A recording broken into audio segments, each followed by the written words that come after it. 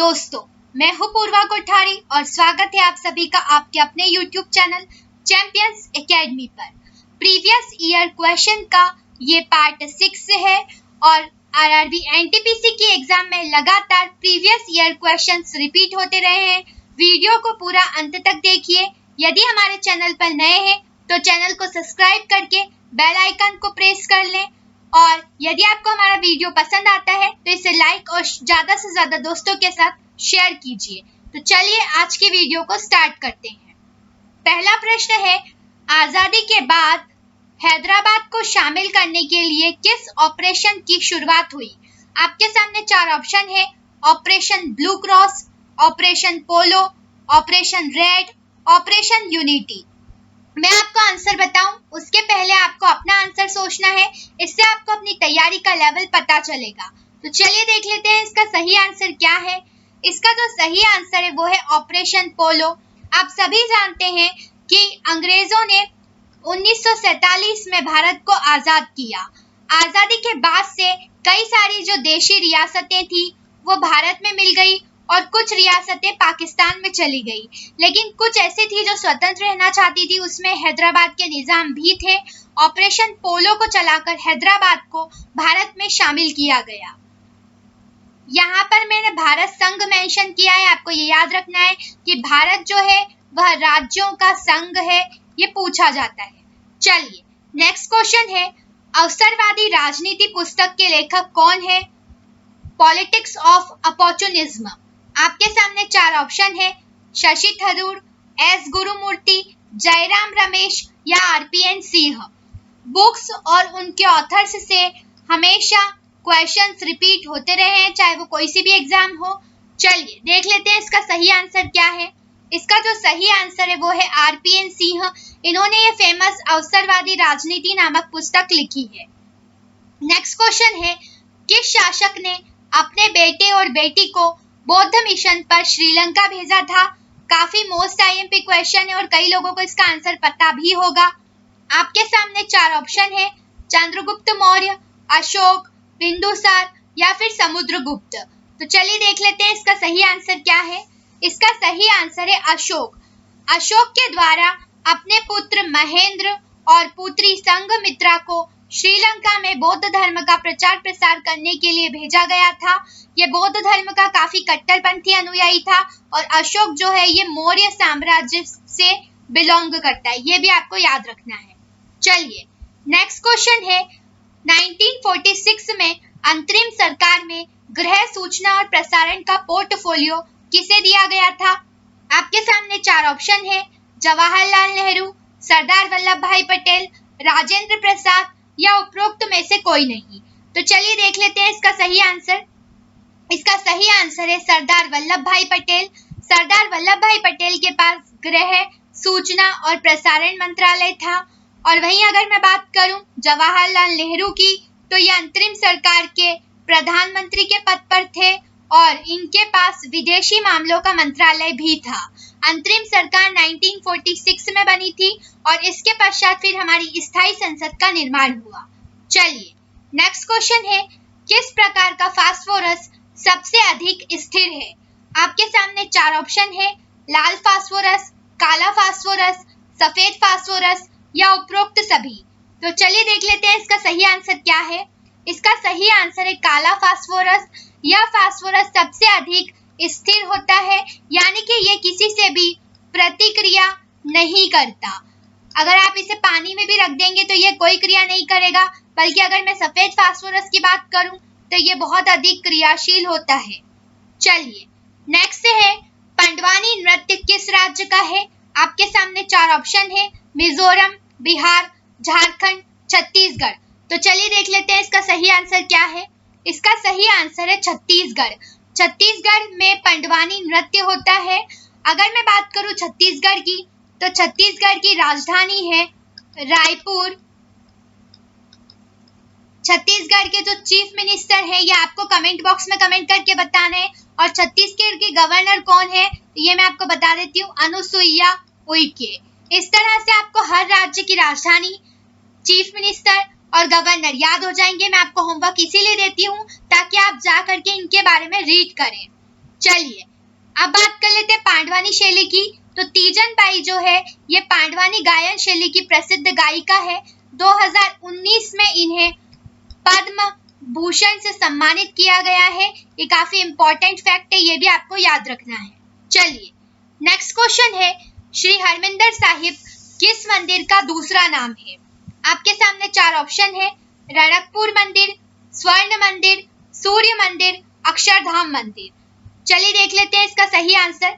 इसका सही आंसर है स्वर्ण मंदिर। आप सभी जानते हैं अमृतसर में हमारा गोल्डन टेम्पल है और ये गोल्डन टेम्पल जो है इसी को हरमिंदर साहिब के नाम से भी जाना जाता है। जो सिखों के 5वें गुरु थे अर्जुन देव, उनके द्वारा यहाँ पर हरमिंदर साहिब के तालाब का भी निर्माण करवाया गया था।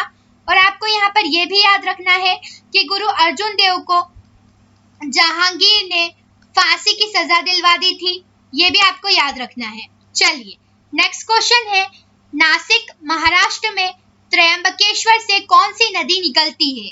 आपके सामने चार ऑप्शन है, कृष्णा नदी, गोदावरी नदी, कावेरी नदी या फिर भीमा नदी। तो चलिए देख लेते हैं इसका सही आंसर। इसका सही आंसर है गोदावरी। गोदावरी महाराष्ट्र में त्र्यंबकेश्वर से निकलती है। और अगर मैं बात करूं गोदावरी की, तो आपको एक इम्पॉर्टेंट फैक्ट याद रखना है कि इसे दक्षिण गंगा के नाम से जाना जाता है। अगर हम बात करें दक्षिण भारत की गंगा, एक बहुत छोटा सा इनमें डिफरेंस होता है पर आंसर चेंज हो जाता है। दक्षिण भारत की गंगा होती है कावेरी नदी, ये भी आपको याद रखना है। चलिए नेक्स्ट क्वेश्चन है, निम्न में से कौन सा कोशिका का अर्धसूत्री अंग है? आपके सामने चार ऑप्शन है, क्लोरोप्लास्ट, गोल्जी कॉय, अंतःप्रद्रव्य जालिका या फिर उपरोक्त में से कोई नहीं। तो चलिए देखते हैं इसका सही आंसर क्या है।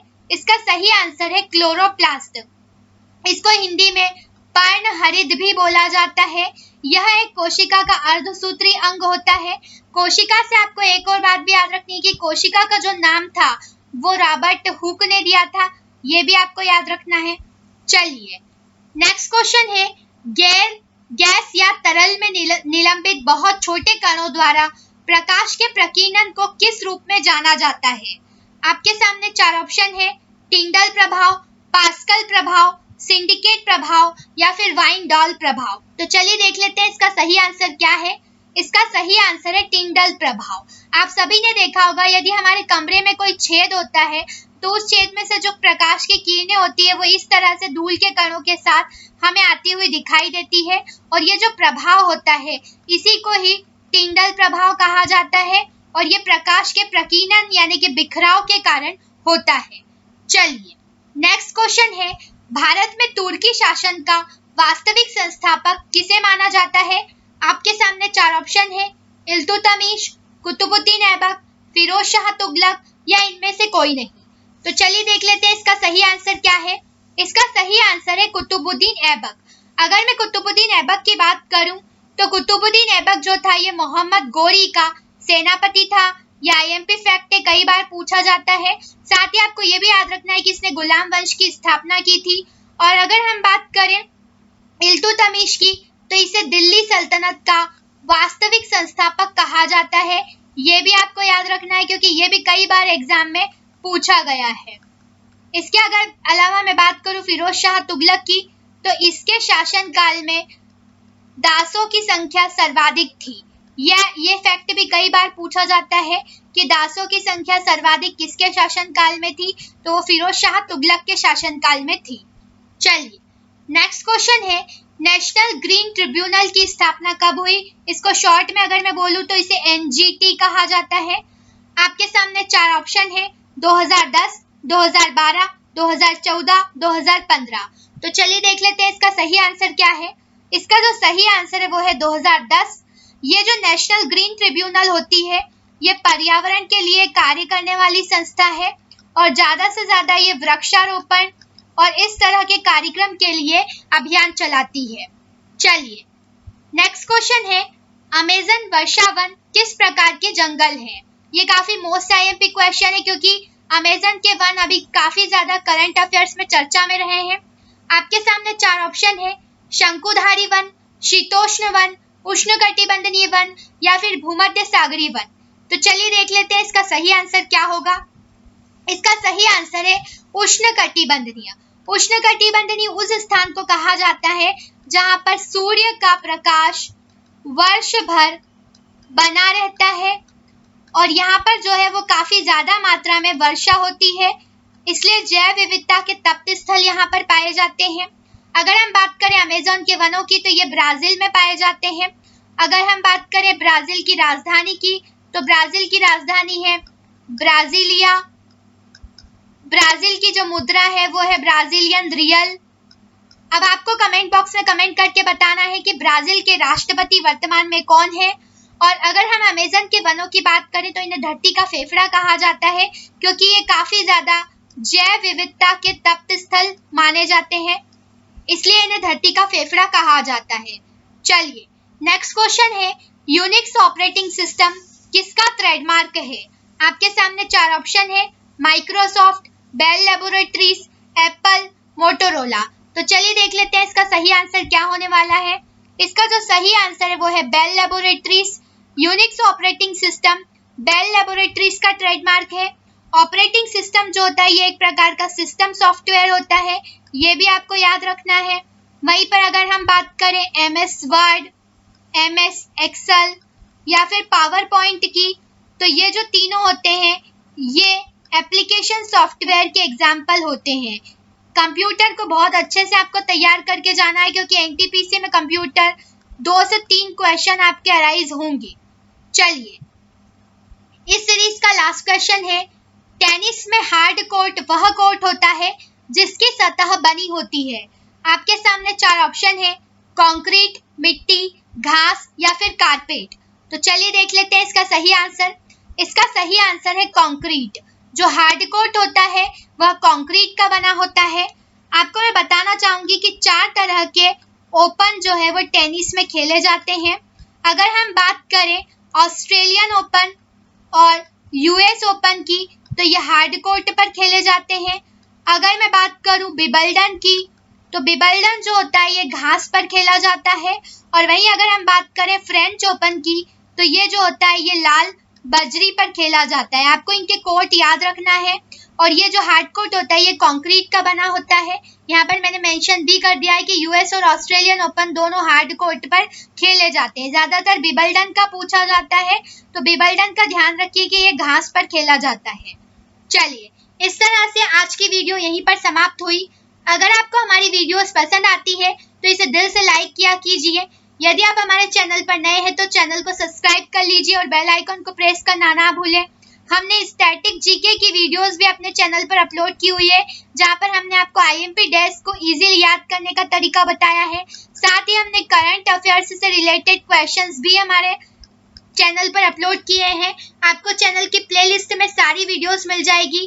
Thank you so much. Keep watching, keep learning, keep sharing.